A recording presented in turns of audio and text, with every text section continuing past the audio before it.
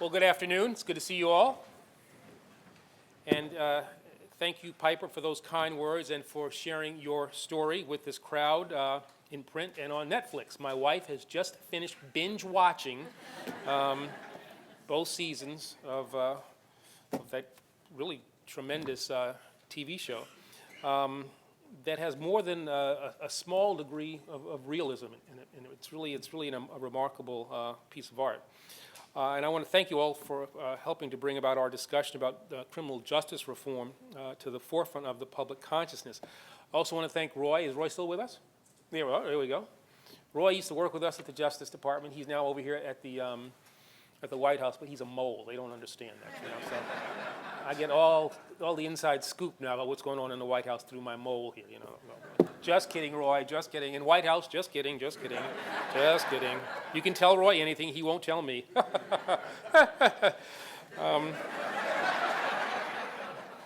I want to thank Roy for all that he and his colleagues have done, and the White House Office of Public Engagement and the Justice Department's Office of Justice Programs for bringing us all together for what I think is a really, really important event. And I want to thank you all for being here today as we strengthen vital partnerships, advance innovative strategies to make our communities both safer and stronger, and recognize just a few of the remarkable people who are driving these efforts forward. And that's our 16 champions of change who have devoted their lives and their careers to improving the lives of others. Now, their work in cities and towns really throughout this country illustrates that successful reentry efforts are not merely an essential part of an effective criminal justice agenda. Sound reentry policy is much more than an economic and budgetary necessity. It's also a moral imperative. After all, at some point, 95% of all incarcerated people will be released. And just as we expect everyone who commits a crime to serve their time and pay their societal debts, we also expect them to remain sober and crime-free upon their release. We expect them to get jobs. We expect them to find housing. And we expect them to become productive taxpayers and law-abiding members of society. Now, unfortunately, as you all know all too well, these expectations are not always met. Shockingly high recidivism rates persist across our great country, and the costs of failed reentry in terms human, economic, and moral are simply too high to bear. As a society, we pay a significant price whenever our system fails to deliver outcomes that keep us safe and ensure that those who have paid their debts have the chance to rejoin their communities. Research has shown that better treatment, community engagement, and expanded access to resources like housing, job training, and employment can result in markedly better futures for many who come into contact with the criminal justice system. Now, of course, we must never stop being vigilant in our fight against crime and resolute in our determination to combat it. In fact, we have three great U.S. attorneys here from Detroit, from Alabama, and Philadelphia. Stand up, come on, Zane, Joyce, Barb, here we go.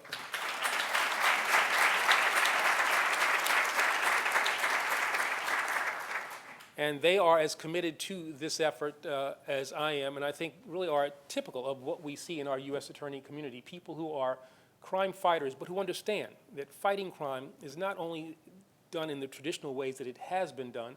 Fighting crime means prevention, it means rehabilitation, and we also want to focus, as we are today, on reentry. As I said, we're never going to be anything less than vigilant against crime.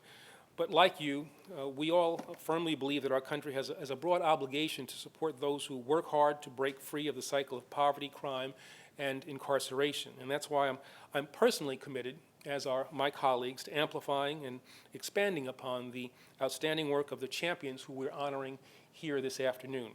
Now, nowhere is this commitment more clear than in the Justice Department's Smart on Crime initiative, which I announced last August, and in the work of our Federal Interagency Reentry Council, which brings together cabinet members. And this is not something where deputy secretaries are welcome. I mean, this is something where cabinet heads come together and other leaders throughout the Obama administration, in which I'm very proud to chair. These groundbreaking efforts are enabling us to tear down unnecessary barriers to opportunity and independence while building upon programs and policies that enable returning individuals to successfully reintegrate into their communities. Now, as a critical part of this work, through the Department's National Institute of Justice, we've funded the American Bar Association's efforts to create a national inventory of collateral consequences of conviction. Now, this inventory can be searched by state, it can be searched by consequence type, and by triggering offense category.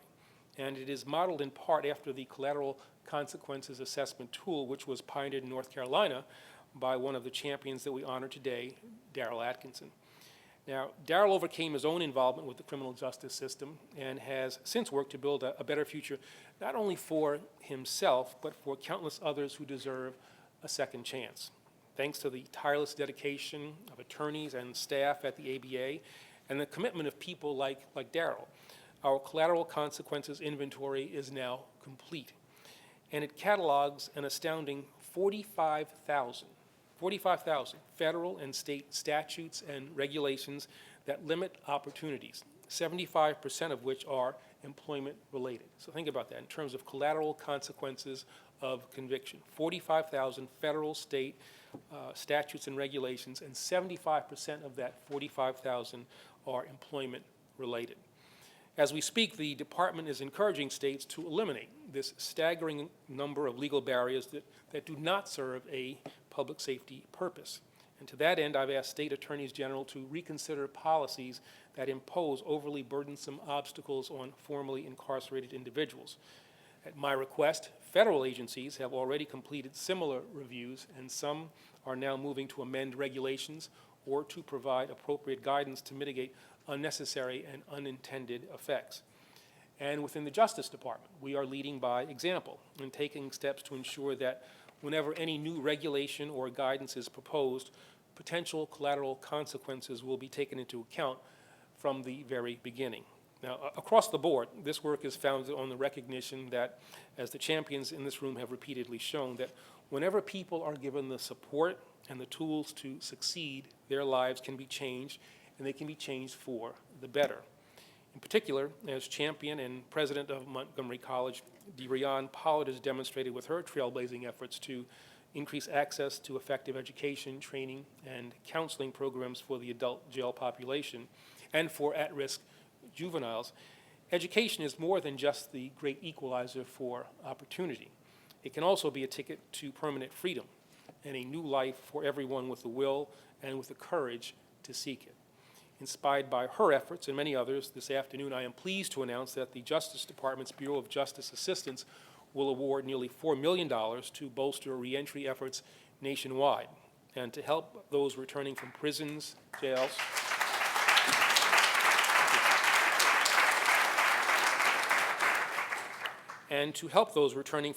jails, and juvenile facilities prepare for jobs in technology and related fields.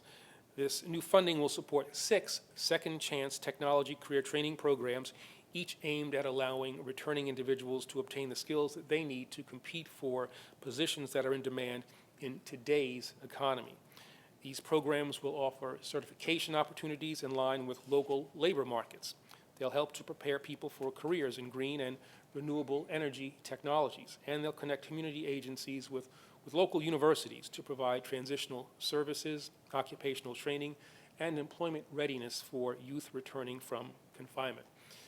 Now, I believe we can all be proud of the work that's underway here in Washington and throughout America to strengthen our justice system and to restore the promise of equal opportunity for all. I also recognize that as we carry these efforts into the future, the road to reform and the road to successful reentry will not always be easy. But thanks to the steadfast commitment and the innovative leadership of our champions of change and countless others who share their conviction that this nation's promise extends to everyone, including those who have made mistakes and face difficult circumstances, there's no question that we can be confident in where our collective efforts will take us from here. So I want to thank you all again, once again, for all of your exemplary work. I'm encouraged by the efforts that you all are leading. I'm inspired by your examples and proud to stand alongside you. And now I invite you to join me in recognizing our 2014 Champions of Change, whom it is my privilege to introduce at this time. First, Marianne Ali from Bowie, Maryland, the director of DC Central Kitchen's Culinary Job Training Program, which empowers unemployed men and women throughout the Washington metropolitan area.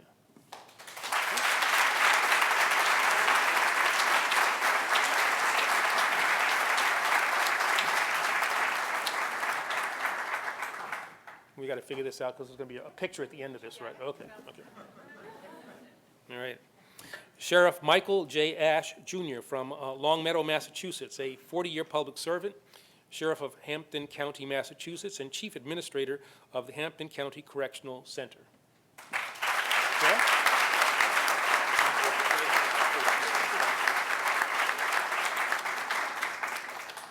Scott Budnick from Los Angeles, California, Executive Vice President of Green Hat Films Production Company and founder of the Anti-Recidivism Coalition, and the producer of the... Sorry.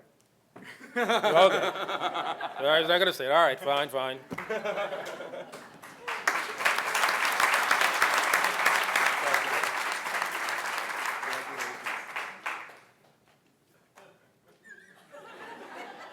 The Hangover movies. That's great. I think that's great. 1 and 2. Eva Garza DeWalsh from Detroit, Michigan, President and CEO of SCR Metro Detroit Jobs for Progress Incorporated, a workforce development organization.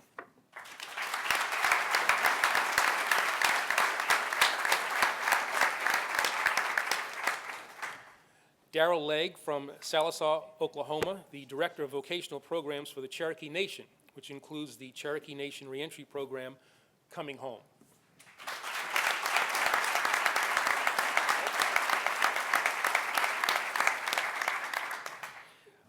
Dereon Pollard from Clarksburg, Maryland, the President of Montgomery College and champion of access to effective education, training, and counseling programs to the adult incarcerated population and at-risk juveniles.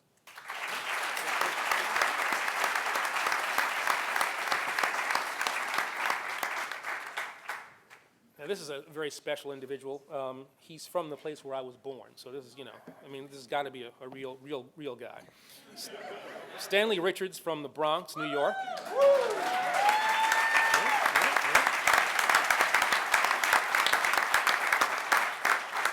The Senior Vice President at the Fortune Society, a nonprofit organization with a mission to support successful reentry from prison and to promote alternatives to incarceration.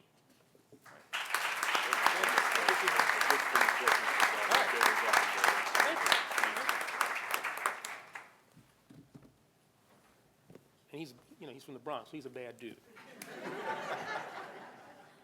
I'm from the Bronx. Therefore, I'm a bad dude. Wait a minute, did I hear something say about Brooklyn? No, the Bronx. See, it's going to be a New York thing breaking out here now. Jill Rizica from Cleveland, Ohio, Director of Toward Employment, a nonprofit organization that has helped address the employment needs of individuals with criminal backgrounds. All right. Now, this is a strong woman because she told me that her husband's from the Bronx. DeHarrell Atkinson from Garner, North Carolina, an attorney at the Southern Coalition for Social Justice, focusing on criminal justice reform issues and a founding member of the North Carolina Second Chance Alliance.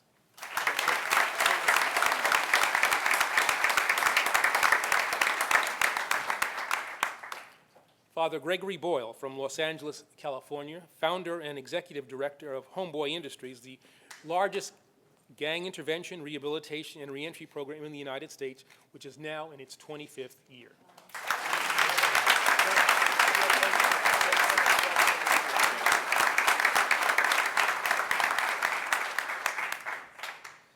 Donna and Frank Masley from Wilmington, Delaware, co-owners of Masley Gloves, a small business that designs and manufactures specialty gloves, including gloves for the military, which has hired over 60 individuals who were previously incarcerated.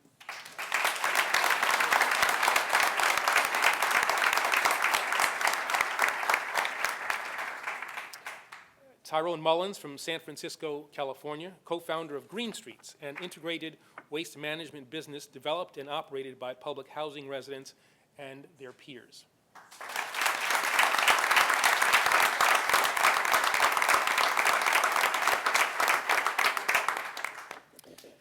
Pamela Paulk from Baltimore, Maryland, Senior Vice President for Human Resources for Johns Hopkins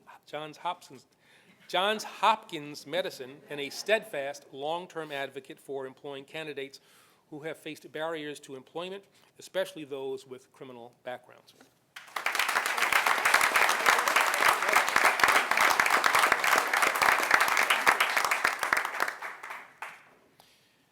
Tracy Syfax from Trenton, New Jersey, President and Chief Operating Officer of Fax Group Construction and Design, LLC, a partner with Fax Group, LLC, and author of the memoir, From the Block to the Boardroom, which details his story of successful reentry.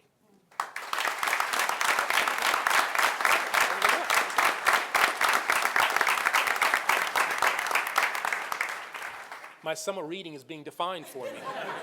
That's good, that's good. And finally, Samuel White from Mechanicsville, Virginia, the Executive Vice President of Business Development for Point Blank Enterprise, a Bureau of Prisons contractor and active employer of formerly incarcerated individuals.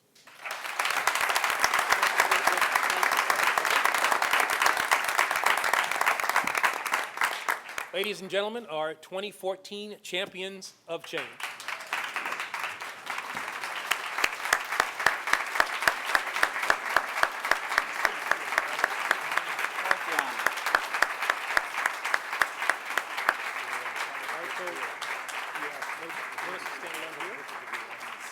So I think, have we stand along here for a picture?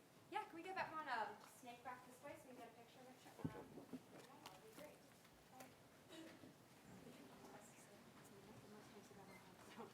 That's good enough here. So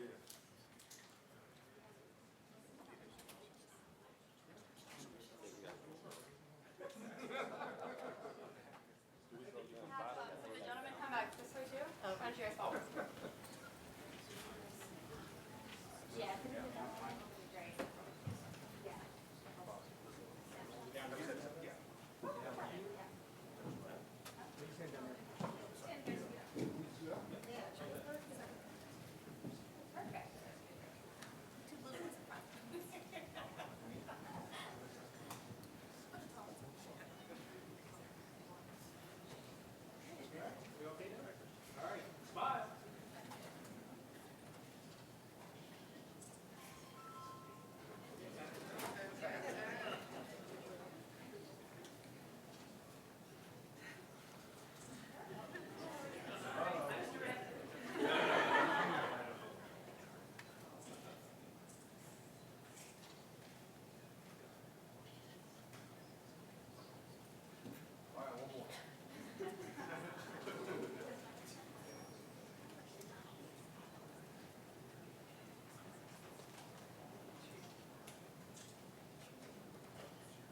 Thank you.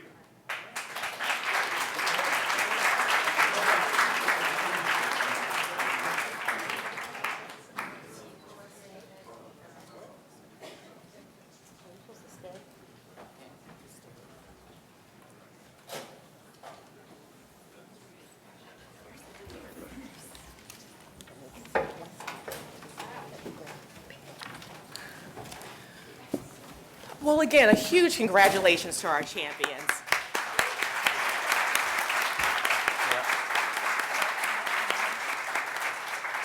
So before we begin our first panel, again, I mean, this whole exercise, I mean, the whole day really is designed to amplify the stories of our champions. I have talked with a number of folks kind of who are helping us preside or facilitate and have said that really our function is to get out of the way. We want to create some space really for you to hear their personal narrative. And to aid that, we've tried to assemble a lineup of speakers who we think have really been spokespersons for us, for those of us who are inside of government, but also driving this work externally, like Ms. Kerman. I am really delighted to bring forth the next speaker, who will precede the next panel, Director Botticelli. And a part of the reason that I'm personally so excited is because the Domestic Policy Council here at the White House in particular has had such a powerful connection and partnership with the White House Office of National Drug Control Policy. And I will reveal the administration's little secret, which is that ONDCP, long before the rest of us were messaging around this outside of the White House, outside of other corners of the Justice Department, ONDCP really was testing the waters for us, really being a leader in this space.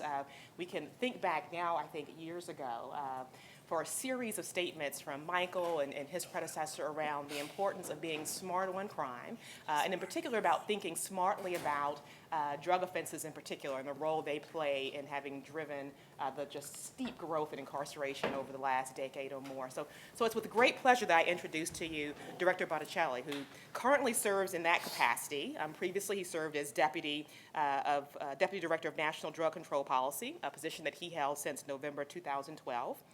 Prior to joining ONDCP, Mr. Botticelli served as Director of the Bureau of Substance Abuse Services at the Massachusetts Department of Public Health, where he successfully expanded innovative and nationally recognized prevention, intervention, treatment, and recovery services, including a treatment system for adolescents, early intervention, and treatment programs in primary healthcare settings, jail diversion programs, reentry services, and overdose prevention programs as well.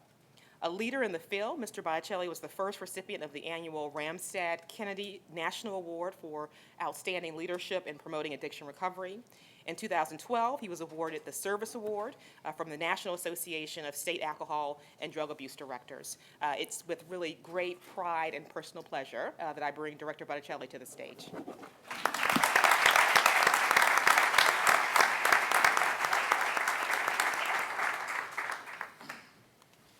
Good afternoon, everybody. It's really an honor and quite honestly very humbling to be here today. And I'd like to first thank the Attorney General for obviously his partnership in looking at smart on crime and reducing recidivism and understanding the role that people with substance use disorders have and the intersection between substance use disorders and our criminal justice system. I also like to thank the Domestic Policy Council and our partnership with them around these issues. You know, as Tanya indicated, I just stepped into the acting position in May of this year, and many of you might know the former director of ONDCP, Gil Kurlikowski, who was a police chief in Seattle for many, many years. And he was, and I remember when I was in Massachusetts at the time, and I heard from him in terms of reforming drug policy in the United States, and I first heard him say that we cannot arrest our way out of the problem. And I thought, wow, this administration has really changed how they're looking at drug policy. So I feel like I have very large footsteps in terms of this work. I'd also like to thank Piper Kerman for her work and her story. You know, the big debate in our household is if we're faithful to each other and not watching the next episode of Orange is the New Black without each other in the house. I'm sure you've never had that problem. And whether or not, you know, there's this thing called Netflix fidelity, and whether or not you're going to be honest with each other about doing it. No, but particularly sharing the story. And, you know, I was telling her beforehand, there's 2 degrees of separation with everyone in the world. And I lived in Boston for many, many years and happened to be friends with Leah Delaria, who plays Big Boo on the show. So it's really nice to meet you. And really want to thank you for your story and what you do. We're really here and privileged to honor our 16 outstanding individuals who are committed to helping those who have been stigmatized by their past. And I want to give a particular shout out to Sheriff Mike Ash from Hampden County, who I worked with for many, many years, and who really led the way for a long time, not only in Massachusetts, but nationally, about how county correctional facilities could actually partner with public health and social services to give people really robust care. As we've already heard, when individuals complete their sentences and reenter society, they should be able to close that chapter of their life and really start a new one. And unfortunately, they often face barriers that would challenge any of us, barriers to employment, to housing, to education, to healthcare, and to becoming productive members of the community. I was given opportunities to receive treatment for my substance use disorder as a result of my own involvement with the criminal justice system. I had strong support from the community, my friends, my family. I had a job. I had a place to live. These support systems allowed me to regain and retain my recovery for over 25 years. Everyone should be afforded the same opportunities and services that I got. It is time to eliminate the devastating impact a criminal history and collateral consequences can have on an individual's future. Those who have been involved with the system and have served their time should not have a life sentence hanging over their heads with no hope of reaching their full potential. Criminal histories still haunt many people, making it difficult for justice-involved individuals to obtain employment and housing. The two biggest barriers are here as I travel the country. Further, some individuals caught up in the system because of an underlying substance use disorder end up back in the criminal justice system if their disease remains untreated. It is not their fault or their problem, but ours to solve.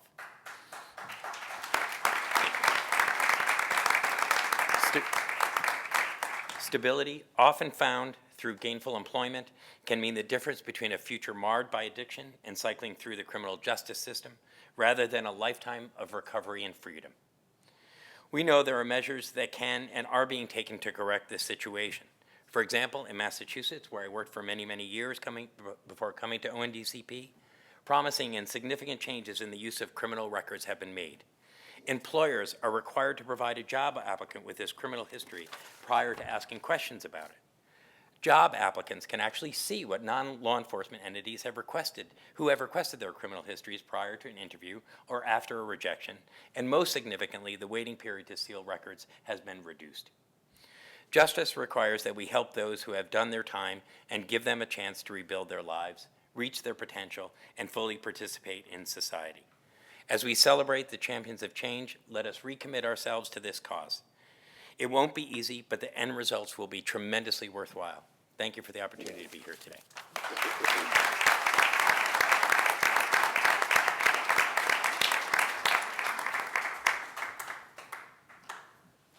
So I'd like to bring John Linton to the stage, and if you'd allow me a bit of a personal privilege. I mean, John has become just such a great friend and ally. As I mentioned, there is a small kitchen cabinet across the federal family, actually not so small anymore, that's been thinking about this work way before I came to the White House. John has just been a committed member of the staff level group that supports the Reentry Council that the Attorney General convenes of cabinet members. Was there with us now more than a year ago when we had a similar convening and conversation around children of incarcerated parents, and has enabled so much of the work that is coming out of the Department of Education. As we mentioned, this really is an all-of-government exercise, and I think John's work in particular underscores the importance of that interagency collaboration. John is the director of the Office of Correctional Education in the Department of Education's Office of Vocational and Adult Education, and a member of OVAE's Adult Education team. He provides leadership for ED's work involving educational services to U.S. correctional populations. He represents ED on the work group supporting the cabinet-level Federal Reentry Council. Prior to his federal appointment, John was director of the education and library programs in Maryland's adult prisons, working first in Maryland's Department of Public Safety and Correctional Services, and then in Maryland State Department of Education. John trained as a reading teacher and began his professional career as an adult education teacher in a correctional setting. John, I give the stage to you.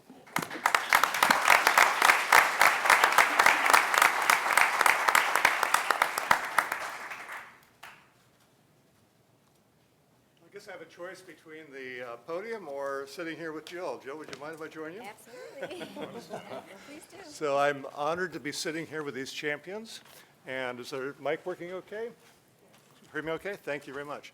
So Tanya, thank you for those very kind words. And it's really been a pleasure to work with the team here at the Domestic Policy Council and with my colleagues from the other agencies working on some of these initiatives. And you've heard from the Attorney General today his commitment and some of his passion around the issue of reentry. And he mentioned his leadership with the Reentry Council, and working with that staff working group on the Reentry Council has also been a really kind of a peak experience in my career. We've had some exciting time in terms of correctional education, a very rewarding time in the last couple of years. The Second Chance Act mandated a study of correctional education, a national study, and that was awarded by the Bureau of Justice Assistance to the RAND Corporation. And they just recently completed that study, and it was very affirming in terms of the both the recidivism benefit and the employment benefit, and also the cost benefit of correctional education. So educational opportunities during the period of confinement really can contribute to post-release success and certainly to post-release employment success. We're also reminded and given some challenges from that same report from RAND.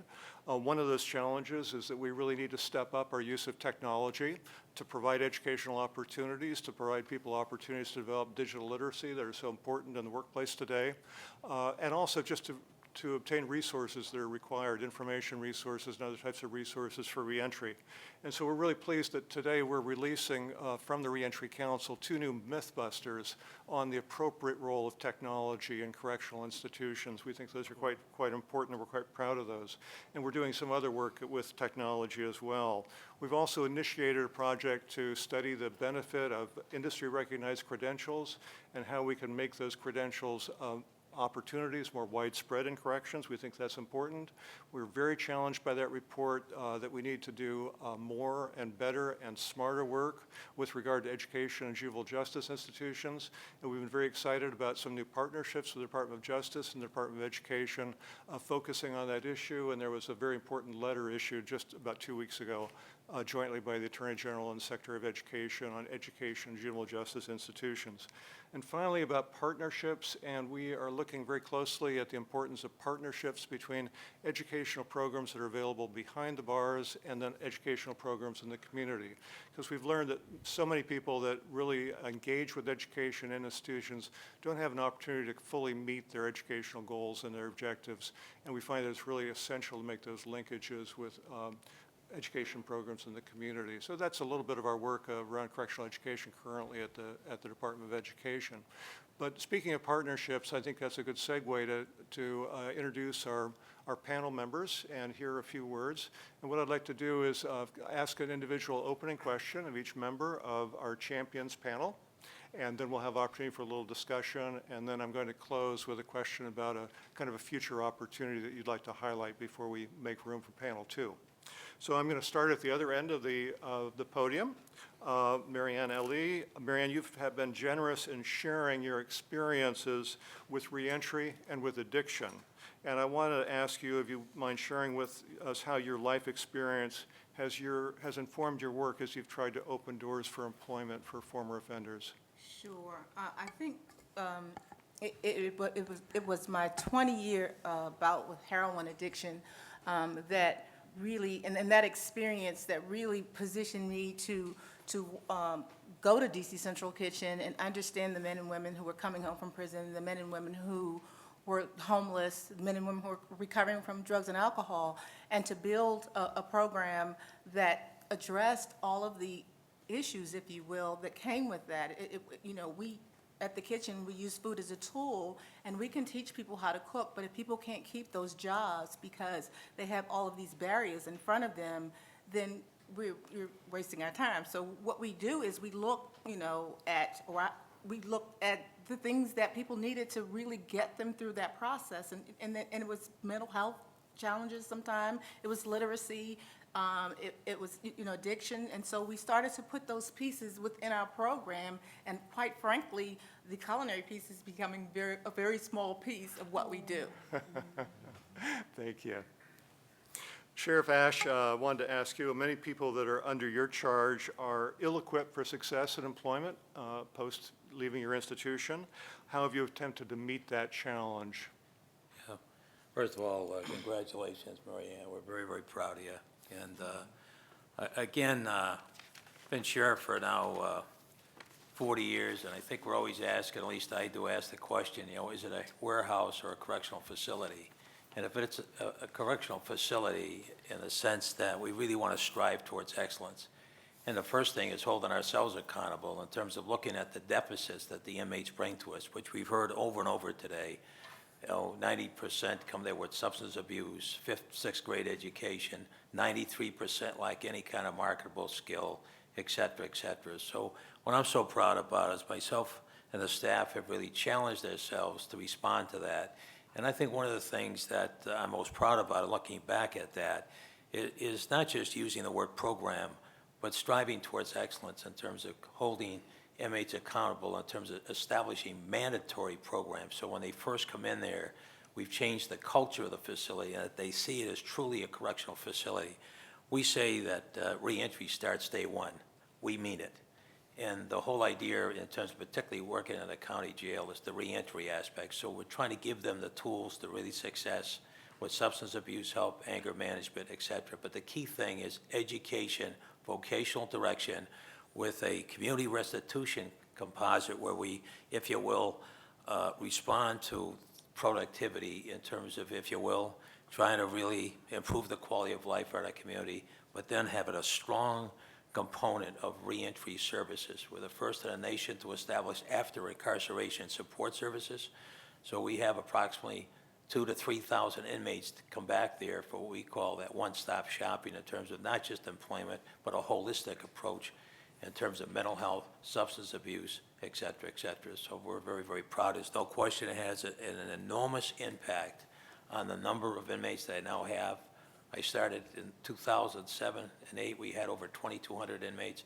I'm down in the 1,400s now, so I'm down about 600, 700 inmates. Wow. And plus it has an enormous impact on public safety, and that's the key thing in terms of being able to reduce recidivism. But you and I know it's not just that one day, 1 week, or 1 month, but it's ongoing and needs that kind of services. And because it's a tremendous effort, as we always say, it takes a village. And it's not just obviously while they're in probation or parole, but it's ongoing. And that's why that AISS, after incarceration support services, there for the long run. Thank you. Thank you, Sheriff.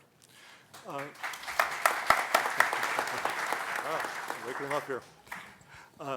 Let's see, Eva, unlike some of the other members of this panel, your work has been primarily with the large population of low-level offenders who have served little or no time in correctional facilities. How have you been able to help some of these individuals transition successfully and avoid going deeper into the criminal justice system? So I work for Sarah Metro Detroit, and we're a workforce development organization that has been providing services in Detroit for 43 years. I've been with the organization for 30. And I can tell you, we've evolved with probably every administration that has been in office who defines what workforce development should look like. And we've survived because we've been able to take the best of all of the activities that we provide to our communities and incorporate them within our program. And so one that I like to tell you about or highlight is our Youth Build Construction program.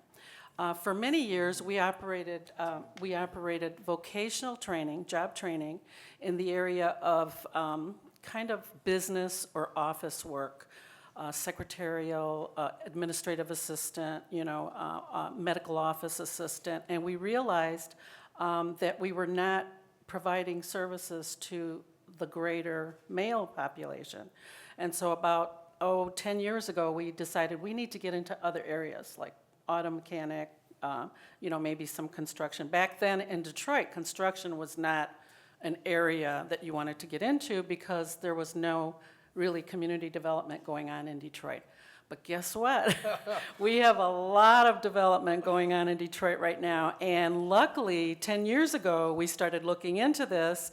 We started trying to get involved with community colleges that were offering carpentry classes. We did a lot of adult education partnerships with school systems so that we could offer these types of training in the trades. And now we're really deep into construction, and we've been doing what we call our Youth Build Construction Institute for 5 years, and to the point where we're the only one today that is offering this Youth Build in the city of Detroit. And it is funded by the Department of Labor, and we're very excited about it because we actually have partnered. We were fortunate under the ERA stimulus package to get a grant to do some green jobs training. And we were able to get experience doing training in the area of energy efficiency. So we added that to our construction project and proposal. I know my time, I love talking about, but anyways, so we've been in Detroit, there are major projects that are happening today. We have an M1 rail that is going to be built. We have an arena that's going to be built, and we're preparing people to go into those jobs and keeping them off the streets and out of trouble and out of prison. Thank you, Eva. Congratulations. So Scott, you've connected with young men entering periods of really lengthy confinement, and you've found ways to work with the correctional system to open doors of opportunity for education and for personal change, even for some advocacy, which astonished me when I learned about that. How have you been able to penetrate that big world of adult corrections in the state of California, that huge system? And particularly, how have you managed to open doors to college opportunity within the correctional system? Sure. So I started in 2003 when I walked into a juvenile hall for my first time and started as a guest in a creative writing class for teenagers, 14, 15, 16, facing life sentences in prison. And right next to me was a kid who had just gotten 200 years for standing next to somebody that shot a gun and didn't kill somebody. And it shocked me. And through that process, I had a student, once I started teaching that class every Saturday, I had a student named Prophet Walker. And Prophet was in there for getting into a fist fight on a train where he fractured somebody's jaw. And he ended up getting 6 years in adult prison, no former priors, 6 years in adult prison for fracturing someone's jaw on a train. If I had fractured someone's jaw on a train, I would have had a good lawyer, I would have gotten probation. He's poor and he's black, and he's in prison for 6 years. So Prophet has a daughter, and he says to me, I'm not going to be a statistic. I'm not going to spend the rest of my life in here. And he ends up getting his 2-year college degree while he's inside, gets accepted into the Loyola Marymount School of Science Engineering while he's in prison, goes out, gets into LMU, and graduates, builds the Ace Hotel in downtown LA. By the way, a week after getting out of prison, he gets a job at an engineering firm making $110 an hour, which is a little bit unheard of. But he was always an overachiever. The crazy part now is that Prophet's from Watts, and he goes back and he sees that nothing has changed in Watts, and he decides to run for state assembly. So he's now running for state assembly to represent Watts, and he just knocked 2 people out of the election in the primary. But back to Prophet. Back to Prophet in prison. Oops, I'm gonna step back. Back to Prophet in prison.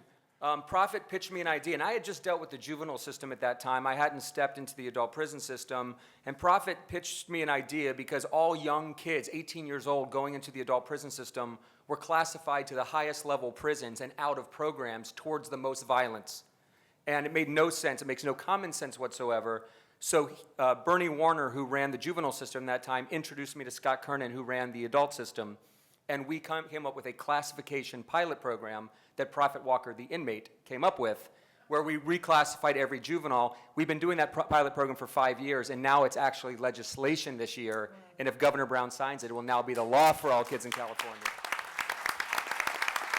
But that, I'll get to the point in 2 seconds. That was the classification piece. Then came the program piece. So if we could get them into a lower level prison and into programs, we had to grow the programs. And I think the one trick to that was engaging absolutely every possible partner in the process, whether it was the correctional officers, which have the most powerful union in the state, whether it was the teachers that have an equally powerful union.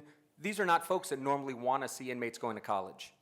But once you explain to them the value, once you explain to them the return of investment, if you keep young offenders, 18 to 25 years old, out of the system for the rest of their lives because they've been inspired and they now see themselves as a college student, how that pays off in the future. So to me, the key was bringing everybody on board. So at Ironwood Prison, where we just did the first ever TEDx in a California prison with a bunch of incredible inmates and outside speakers doing TED Talks, we have 400 inmates in college. And it works because the warden is obsessed with it, because the teacher's obsessed with it, because the education officer, because the union, because everybody is on board and wants to see it thrive.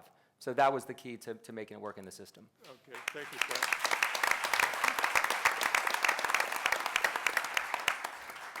So Daryl, you were generous in sharing with us your experience as a formerly incarcerated individual and how you found it very difficult to navigate the community and find resources when you returned and how that's inspired your work. Could you tell us a little bit about how you've accomplished that? Well, kind of like what Sheriff said, instead of a village, I come from Cherokee Nation, so we like to say it takes a tribe. So, but, you know, I'm just hard-headed, and I learned that I had to appeal every no that came through, whether it was housing. Getting into school at a college was harder than my parole hearing. they had every dean of every department at a round table drilling me over questions. And I said, hey, I've had harder or easier chances of getting out of prison than I do getting in college. I said, I guarantee you there's more people here on drugs than there are trying to work a program of recovery. And it was 2 out of 38 people got in that day.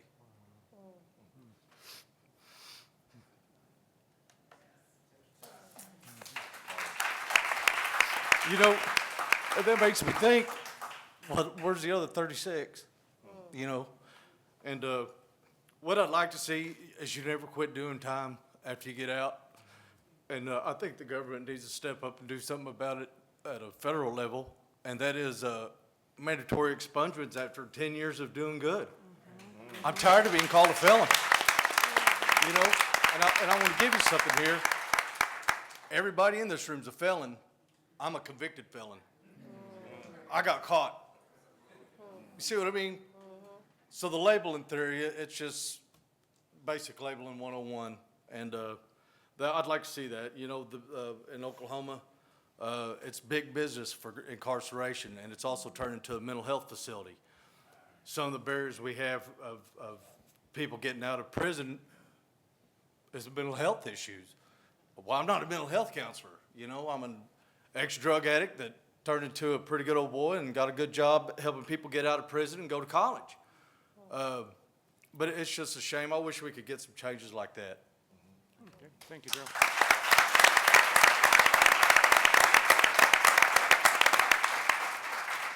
So, Dr. Pollard, you were nominated by leaders in the County Department of Corrections who literally raved about your contributions to and your leadership in opening doors of opportunity to members of the corrections and reentry population to your college. And I wonder if you would share with us something of your vision that motivated you to bring those resources to bear to this population. I think it would be stories just like Darrell that motivated me. It's interesting to me. It was not necessarily a natural space for me to go into, but I would say the manifestation of three distinct moments made it happen for me.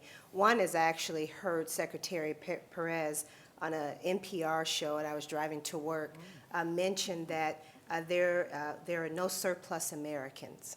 And he happened to be talking about issues of poverty and labor, but it struck me as so much, who are the surplus Americans? Issue, moment one. Moment two, I was in a leadership development program for the County of Montgomery, and I had the pleasure of going to our detention facility. And in that moment, they had a panel, and the warden at that time, Warden Green, kept saying to me, Darian, I want to talk to you about partnerships. I want to talk to you about partnerships. And I said, I got you. You know, everybody wants a partnership with a college. I'll get to you. But let me tell you what happened. We went into a session, and there were 4 young men, and we were making a round robin in this group of about 50 of us to hear their stories and their pathways. Every last one of them at the end of their statement said, someone asked, what are your plans? And they said, well, I want to go to Montgomery College. I want to go to Montgomery College. Now, they didn't know who I was. They didn't know anybody else in this room. They just knew that we were community leaders who said we wanted to hear their stories. All of them wanted to come to Montgomery College. Fast forward 2 weeks later, Warden Green is in my office, and we're talking about partnerships, and we talked about why this was so important. He said to me, Darian, they're all coming out. They're coming back into our community. How do you want them back? And that is the moment that it clicked for me in ways that became very powerful. If indeed we know that we need 2-generation solutions to poverty, we need 2-generation solutions to almost every issue that's confronting our country right now, the idea that we can wait until someone comes out of a correctional facility to start working with them, oftentimes putting them back into the context, circumstances, and choices that got them there in the first place, who's the fool? So that's what started it for me. And this idea of how can we partner? We have an outstanding corrections facility and program and department in Montgomery County. And they said, let us work with you. And to this date, we just see it as an extension of our engagement centers. We go in, we offer GED programming, we do digital literacy programming. I happened to be a commencement speaker at their GED program, and we offer scholarships. I do not want anyone to stand in the way, anything to stand in the way of going to college, because it's the only thing I know the only thing I know that can change the trajectory of an individual, a family, and a community. So that's why we do the work.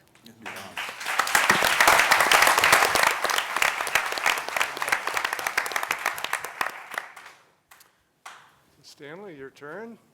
It's been a joy for me to personally connect with someone who's very proud of taking advantage of educational opportunities while they were doing time. Congratulations for your accomplishments and your trajectory over the years has really showed that you used those skills and succeeded. What have you found to be the key to instilling hope and motivating hard work of succeeding against those obstacles as you work with other ex-offenders? Thank you, John. And you've been just a great partner in this work. You know, we're working on the Vera Project, pathways to from prison to post-education in the community. So thank you. But I want to start off by sort of recognizing a few people. First, my colleagues, Sherry Goldstein and David Rothenberg, the founder of Fortune Society, for seeing in me the contributions that I make every day and nominating me for this wonderful award. So thank you.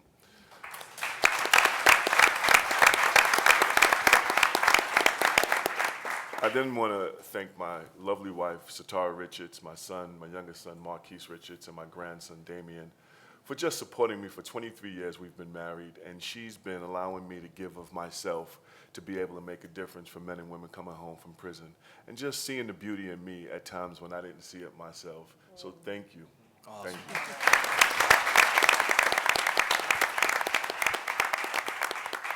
you. You know, for me, there are sort of three things that talk to how do you provide motivation and support for men and women coming home from prison. And for me, it was education. It was college while I was in prison.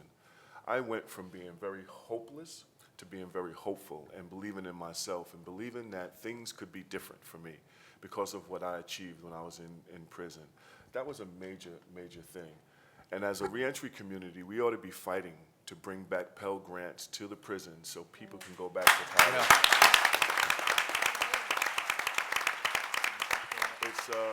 It's an investment that will bring about change for individuals, bring about change for communities, and bring about change for families. So we ought to be focusing on that. And in the audience, we have New York State Assembly member Jeffrey Aubrey, who is always fighting in New York State for college education programs in the prison system. And I just want to thank you, Assemblyman. Your work has been tremendous. Thank you.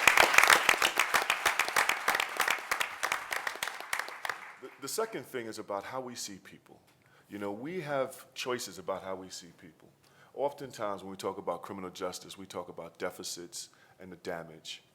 But we ought to be talking about the strength, the power, the beautifulness of people coming out of prison and the potential for them. You know, David Rothenberg, our founder, often says, people aren't the worst things that they've ever done. And it's through that lens that the Fortune Society sees people, and we work with people from a position of power and a position of strength. So as a reentry, in terms of providing motivation, if we see people as assets, they'll rise to that level. If we see people as danger and deficits, they'll also go to that level. That's right. So it's the lens by which we look at people and work with people that makes a significant difference. And then the third piece, I think, is about not having the conversation about should we or shouldn't we. Does this population deserve this and does that population deserve that? We ought to be talking about how do we strengthen our country, how do we strengthen our communities by looking at everybody in the community as assets. And this isn't a reentry issue versus a prevention issue. This is a community building issue. This is a community safety issue. This is a strong nation issue.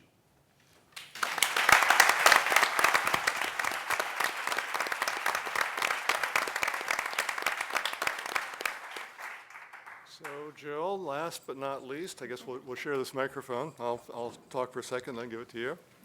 I know that you've done a lot of different facets of reentry work, but I'd like to ask you to comment on your experience, particularly in the realm of skill development, to help qualify reentrants for employment and to support their success in the world of employment. Thank you. Thank you very much. And it's really an honor to be part of this panel. And I really want to call out members of my Towards Employment staff who are in the audience and a former staff person, and thank them and all the staff back in Cleveland for the work that they do, because they are really the heart of this work, and many of whom themselves are formerly incarcerated, and they bring all the passion and experience to helping make our programs work. Towards Employment has been around for 38 years serving the community, and like our name implies, we're all about jobs. But it's not just about getting the job. It's about preparing for the job, getting a job, keeping a job, and then advancing on a career pathway. We really are focused on building the skills so that people can earn a living wage. We have folks coming to us with a range of educational levels. We have a quarter who do not have a GED, but as we heard this morning, having a GED is really not an indicator of having math and reading literacy levels that will allow you to enter into technical training that will lead to family-sustaining wage jobs. So we place over 500 people a year, and 70% of those we place have criminal justice involvement. 90% of those have felony convictions. 60% have more than one felony. So we are definitely working with a wide range of individuals. Some who come to us who really all but for the felony would make competitive candidates for jobs, but most do not and would struggle to find a job even without the felony conviction. So we must find a way to enhance their skills so that they can compete for jobs that pay a family-sustaining wage. So how do we do that? We really take a career pathways approach. So we work to start with understanding what the employer's needs in targeted occupations. What are the employer's needs? What are they looking for?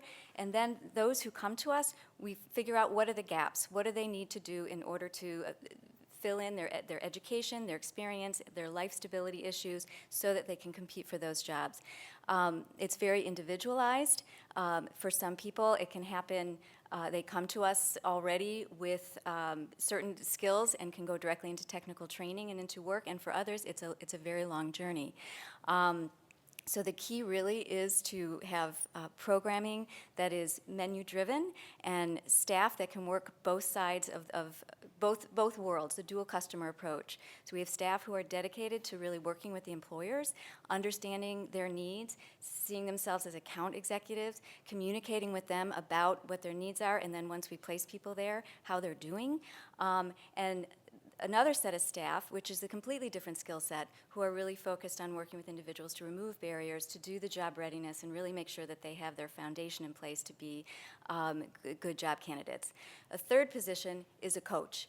And that's really where we talk about sustained success, is somebody who can work with folks after placement to continue to think about how are you doing, how can you improve, are you positioned for advancement, are you ready to go back to school? So constantly we're thinking about eye on the future and how to move forward. Even if your first job is minimum wage, how can we continue to work with you to go back to school, build your skills, and get a promotion. Thank you, Jill.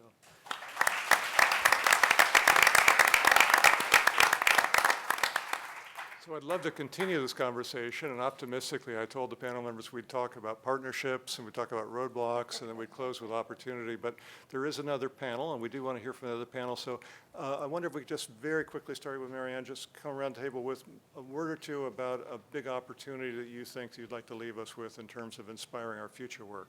Sure. I'd really like to see us work really harder to raise the minimum wage level. I think that, men and women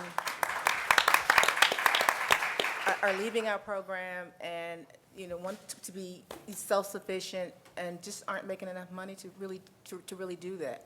DC Central Kitchen is a model of an employer, and we try to model that for other employers to show and demonstrate that folks who are coming home from prison or, recovering from drugs or whatever it is, need to make enough money to take care of themselves and take care of their families so that they can reintegrate successfully. Yeah. I think today's just an example to see all the wonderful work being done. I'm just so proud of the fact that we are looking at people that have been incarcerated, just as has been said, real human beings who've got great potential, and if we all pull together in terms of the community, as I always say, I have 300 partners, and not only just a great staff that believe and have a passion and a mission in this kind of work, that there's no question in my mind that we're just a better neighborhood, a better state, and a better country to recognize the dignity and worth of every person and their potential. And if we're all on the same team, working together, it's incredible what we accomplished, and I'm very proud of that. Thank you. And I would just like to say that the one thing that I can think of that has made our programs work very well is that we, and especially in Detroit, is that we work with the unions in our city, and they've helped us in terms of designing the program, also taking our graduates and putting them into apprenticeship programs, which is going to lead to a job that will be, you know, sustaining for years and years to come, a career path, as was said earlier, later. But that's what we really need. We need those partnerships and obviously funding, you know, for our programs. Another stimulus package would be wonderful.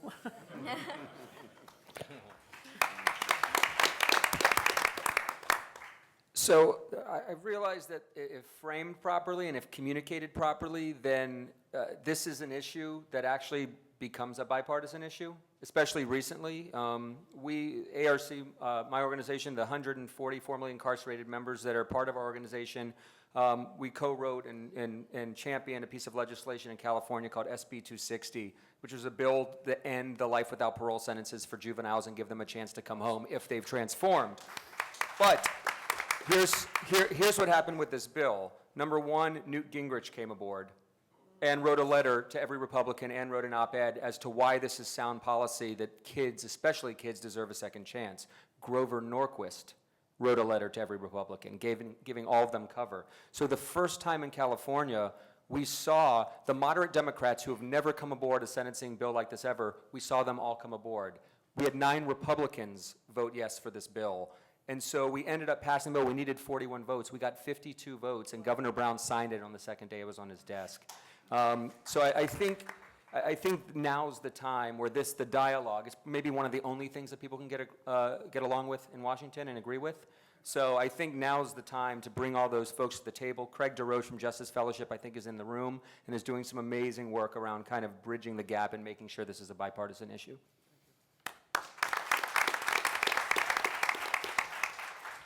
Well, I think that definitely the, maybe not legalization, but at least the decriminalization and rescheduling of marijuana in the United States. We got mandatory minimums. It's all, the initial thing was done just towards Mexicans and blacks in the first place. I think it's a silly law. I don't agree with it. We have a Native American woman right now in prison in Oklahoma. On your second offense, no matter how minor the amount is, you get 2 to 10 years. And she's a single mom, and she got caught with 1/8 of marijuana and got 12 years. So. Thank you.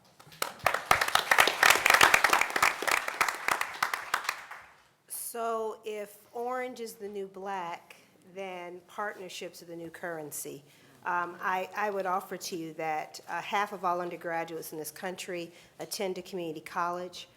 We are the gateway for the native son and the immigrant daughter, the working reservist and the returning veteran. All of them come to community colleges.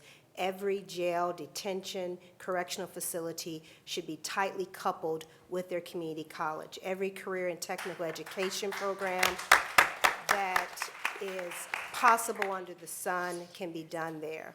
The misnomer that we believe in this country is that colleges 4-year will do the work. The work will be done at 2-year institutions who are already doing the work in their communities, and I stand ready for us to continue that work. I sort of have 2 messages that talk about opportunity. One message to President Obama: we need to bring back the Pell Grants so that college can be instituted back into prison systems. The second message is to Speaker Boehner and Congress: Stop using prison education as a wedge issue to tell people that the reason why your students and your children's education is not affordable is because we're talking about bringing back college to prisons. That's not true, and it damages individuals and it damages communities. Bring back higher education in the prison system. I agree.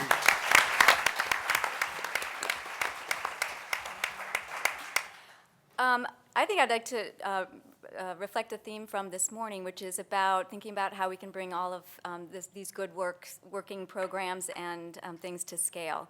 And I think all the themes on the panel that people mentioned, partnership and collaborations, certainly. I think employer education, using education and persuasion, and then enforcement when necessary is really a key part of the equation.